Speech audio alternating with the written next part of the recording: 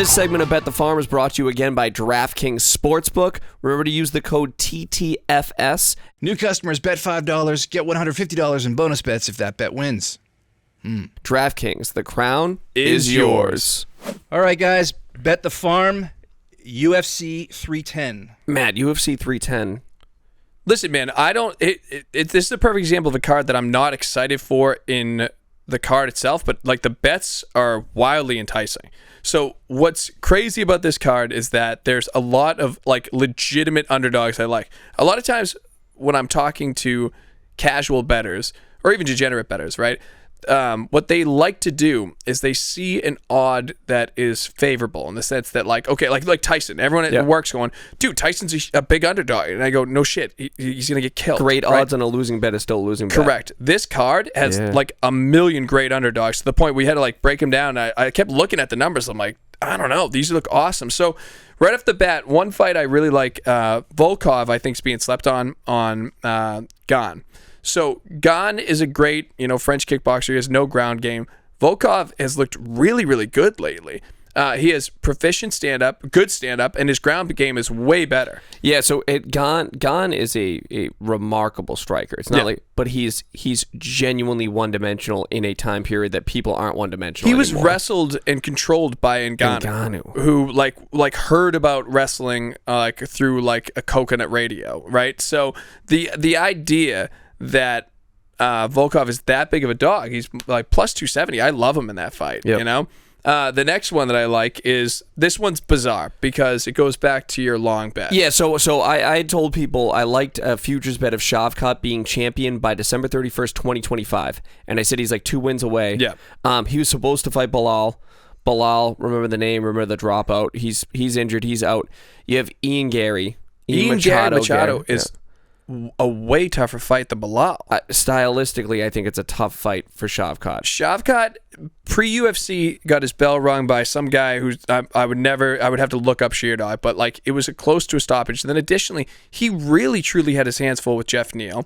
And Jeff Neal is a great gatekeeper, but he's a gatekeeper. That's like Jeff Neal's fine. Like I think he's a perfect guy. If you beat him, you can be in the top 15. Like exactly. He's but that's like not awesome. Like journeyman gatekeeper. And then in hindsight, his biggest win is Stephen Thompson, who just got smoked by Joaquin Buckley, and Joaquin Buckley's fine too. Like he's not a murderer, dude. So if you look at that fight, Ian Garry's plus 300, and what's helped us with that is that a lot of people have put money on Shavkat.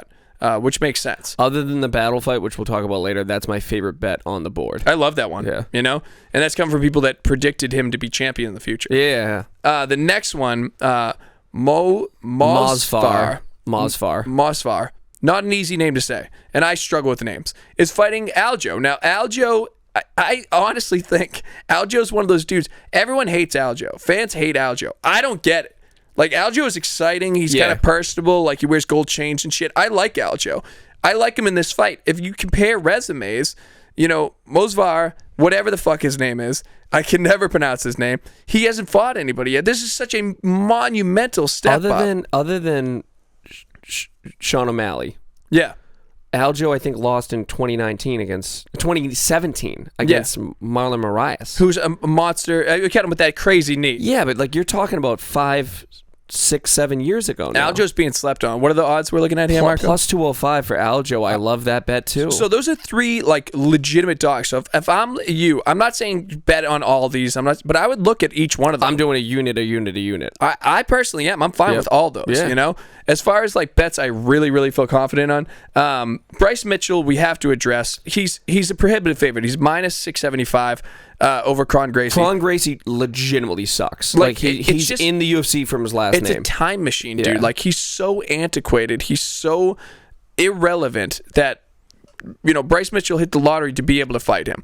The odds of Bryce Mitchell losing this fight are very slim. Now, Bryce Mitchell got his shit rocked by someone like Josh Emmett, who's a tremendous puncher. And if he touches you, your brains explode. But Kron Gracie doesn't have the... He has a great ground game, but obviously. Bryce Mitchell is he's hitting twisters exactly. and shit. So I like Bryce Mitchell anywhere in that fight. It's probably going to be a drag. It's minus 675. I wouldn't touch it. Yeah, I'm not going to bet it personally, but I like him. It's a perfect parlay builder. Brian Battle, Randy Brown is a perfect passing the torch fight. Randy Brown's great. He's good. Like he's very much like the Jeff Neals we were just talking about. He's a very good fighter. A guy like Brian Battle, who has like legitimate star power, he has the look, he's young, his style is super exciting. He's a guy that should 100% beat Randy Brown. Yep. And the odds are close enough that I do like Brian Battle as a favorite. He's minus 225. I would take that money line. One unit. Yeah, I like that fight. Anders Weidman, they're actually going to run it. I think this line is amazing. Yeah. Eric Anders is dangerous. Like he's dangerous for anyone. Chris Weidman, I'm completely shorting Chris Weidman, and I kind of like Eric. It almost Anders. goes back to the Tyson thing. People are like, "Oh, Weidman beat Anderson Silva." I'm like, dude, it's not Chris the same Weidman's guy. like legs don't work. His dude. body's destroyed. He's fucking I've always been a Weidman fan. I like Chris Weidman, but he just like, doesn't listen, have man, it my anymore, wallet doesn't have emotions. So I really like Eric Anders at minus 120. It's almost even. Yeah. So I love that fight. And the last one, shorting Chiesa. another guy that's just old as shit. Who got a gift by beating Tony Ferguson. Who's a heavy bag. Is Chiesa and Max Griffin. Max Griffin is good. Like I think Max Griffin, he's a journeyman. Like he's done his thing in the UFC. Like he doesn't have he's not knocking on a championship door. But Mike Chiesa is the exact type of guy that he should destroy. And that one's essentially even too. Mike Chiesa is an odd number. It's plus 114, which I think is weird. Yeah. But I like Max Griffin at minus 135. So the underdog hot chicken pick of the week, I think, has to be Ian Garry. He's one of the bigger dogs on the card, and I think he has a really good shot of winning. He's really well-rounded, man, and he's giving everybody trouble. So people hate him as a person. They find him insufferable. I think that actually moves the line a little bit because people are really hoping Shavkat wins. Shavkat's just a nice dude who wears like fluffy hats, like you like him, and he's like just Shavkat Rakhmonov just sounds like a cool name you want to ride with. But Ian Garry is the type of dude that he's like a WWE throwaway wrestler that everyone hates, but somehow they keep putting him over. Like I can't stand Ian Garry, but I really like him in that fight, and those odds are wild. All right, let's go to Rob's Super Sucker Parlay. I have to just emphasize this. I am in a stage in my life, I will never bet a parlay. I'll do a 2-leg. That's it. I won't even do a 2-leg. Just bet them individually. It makes no sense. Rob is the parlay whisperer. And he wins every single time. Relax, Mark. He does way better than he should, which to me is almost concerning. So why don't we just take all the picks we did? So Volkov, minus 270. Garry, plus 300. Aljo, plus 205. Bryce Mitchell, Thug Nasty, minus 675. Battle, minus 225. Anders, minus 120. Griffin, minus 135.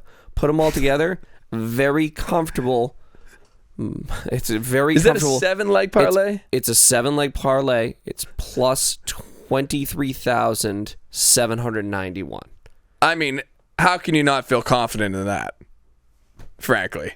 I'm into it. $100 wins you $23,791.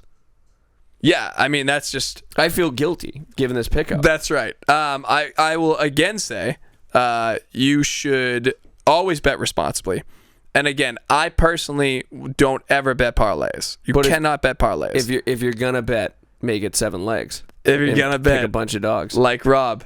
I mean, if he hits it, underdog hot chicken's on him. Yeah. I'll say that. Crazy dog flavor. Matt doesn't like the crazy dog. I was explaining to my wife that they gave you gloves. I literally said, she was like, because she was talking to my kids. Uncle Mark likes spicy. And I was like, those guys are sick. Mark and Rob are sick because they had little gloves. To this day, I'll say that's the best fried chicken I've ever had in my life. Delicious, but best fried chicken I've ever had in my life. I had to go to confession afterward. It was wild. Yeah. So those are our DraftKings Bet the Farms. I love it. I feel really good about this week. Yep. So let's see how it ages, right? But no, that's our picks, and I'm sticking to it.